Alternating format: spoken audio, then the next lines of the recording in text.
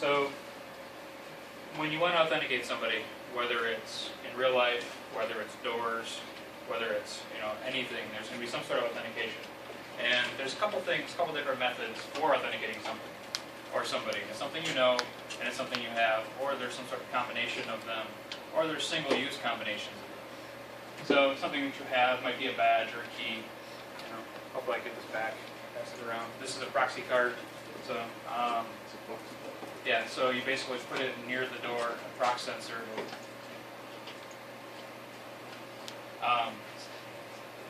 It's got magnetic coils in it and a signature, and it's configured so I walk up the doors and the solenoids will pop open. Another one would be tokens. This would be something that you would have. This one is a little bit different, but this is a token. Hopefully I can get that back. I don't have any smart cards with me.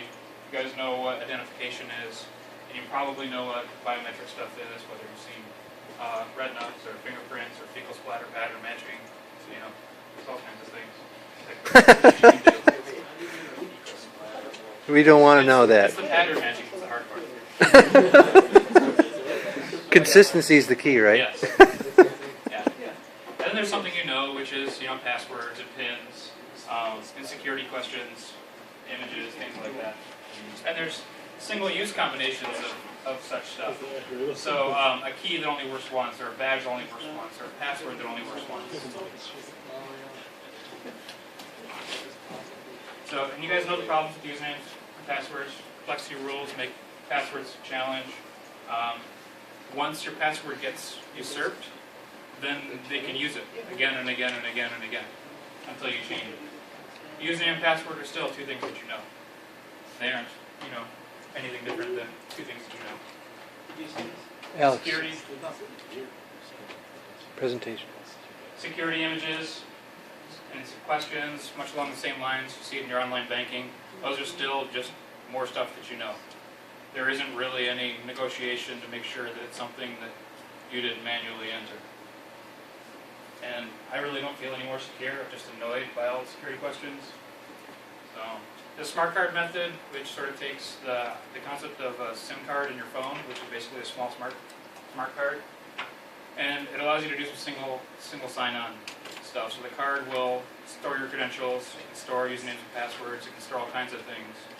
And the concept is like in hospitals, a hospital user can walk up to a computer, put a card in without having to enter any passwords or anything, and then walk away and it logs them out. And you've probably seen it when you pop into Windows. You'll see at the bottom it'll say enter password or smart card in your login page. So we go back to something that you know and something that you have. We have the token method. And the token method, if you look at the screen, the token changes every minute. There's a little countdown thing here in the corner. This will pop down to 0, and then this number will change. The PIN number is something that you know. It can be between 4 and 8 characters. And the advantage is that all you have to remember is your PIN. And then your token changes every minute. So the advantages are, it's something that you know, it's something that you have, and it's single use. So if somebody does manage to snark a password that you've sent, in a minute it's going to change. If they manage to use that password against the same authentication spot, again, within that same minute, it's going to fail. And I'll demonstrate that. Cool. And some example portals down the bottom. For our VPN, one of our VPNs at work, it says password. We know it's passcodes. And then our other VPN portal has passcodes. So this is a little bit more ambiguous, a little bit more secure.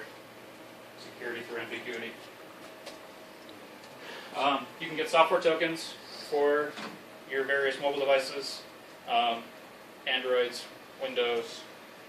There's a desktop one that can go right on your computer itself, BlackBerries, iPhones.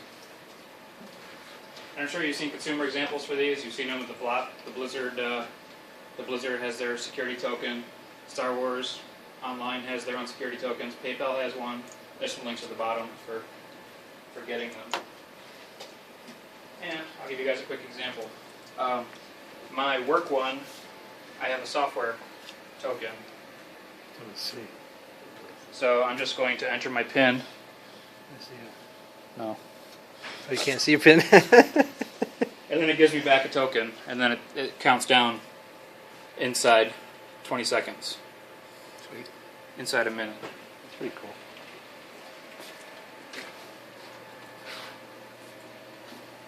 So I'm going to wait for this one to roll over, because I only have 6 seconds to type this in.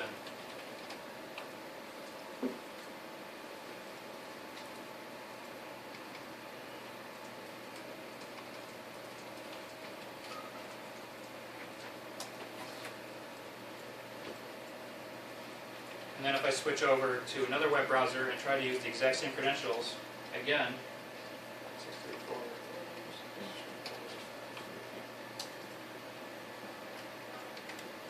It will fail. So even 10 seconds later, it's failed.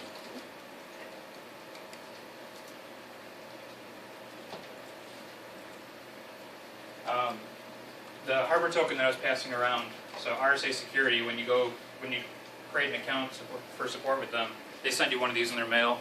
So I have a password and one of these physical tokens to get into their website. Any questions? Cool.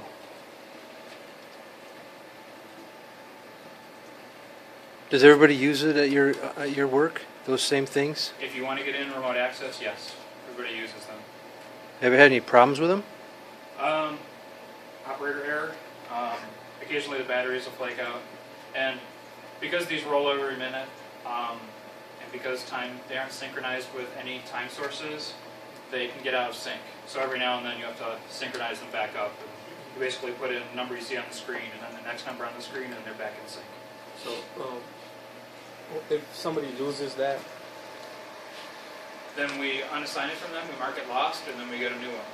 We assign them a new one. and it's just like a randomly generated digits that comes up on it, right? Yep. And there's a serial number on the back, and there's some configuration on the back end. But DoD uses these. All kinds of people in industry all over the place use them. They own RSA owns 70% of the market for these things. There's a couple other manufacturers out there that make them.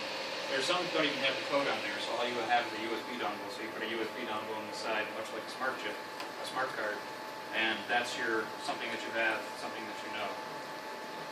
I was gonna say, so when you get those tokens or whatever, all you actually have done is a serial number, or just two consecutive things? How do you register one?